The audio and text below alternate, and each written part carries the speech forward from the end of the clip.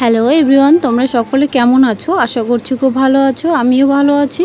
তো আজকে সকাল সকাল উঠে বাসি কাজটা সেরে রান্নাবান্নাটা করে নিচ্ছি।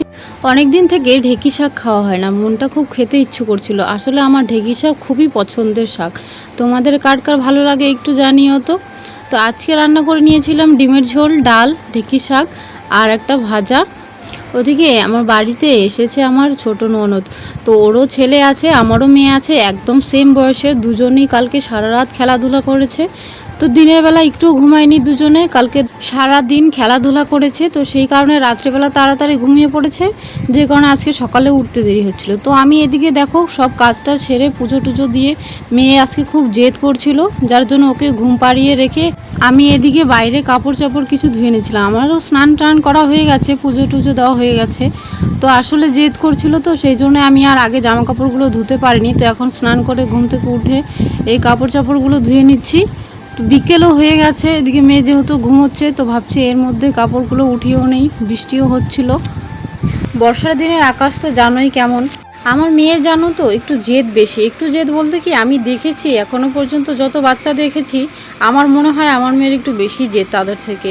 ও কোনো কিছুতেই কথা শুনতে চায় না। এটা অ্যাকচুয়ালি আমাদের বাড়ির লোকের জন্যই হয়েছে। ওকে কেউ শাসন করে না আমি ছাড়া।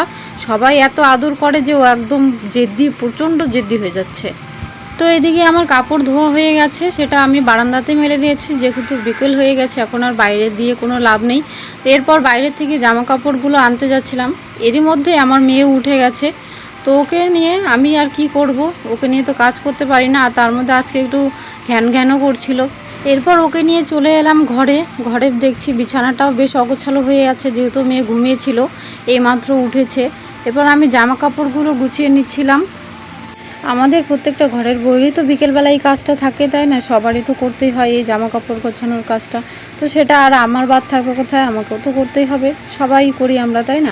আগে জানো তো আমাদের এখানে বিকেলবেলা সবাই বের হতো, তাই খুব ভালো লাগতো, একটু আড্ডাও মারা হতো, গল্প গুজব হতো, ভালো লাগতো। এখন মেয়েটা বাইরে যেতে চাইলেও আমি ওকে নিয়ে যেতে পারি না, কারণ কেউই যেহেতু বাড়ির থেকে বের হয় না। তো নিজেকে আর একা একা রাস্তার মধ্যে কি আর ভালো লাগে? ভালো লাগে না। তাই ওই বিকেলবেলার সময়টুকু যেটুকু কাজ থাকে ঘরে সেটুকুই করার চেষ্টা করি। এখন সময়টা এভাবেই কাটে। আর এদিকে আমি ভাবছি, বেশ কিছুদিন থেকে আমি টিভিই দেখি না, তো একটু গান শুনতে চাইলাম। আর আমার কি আর গান শোনা হয়? আমি যদি যেই গান শুনতে যাই, সেই মেয়ে ঘ্যান ঘ্যান করা শুরু করে।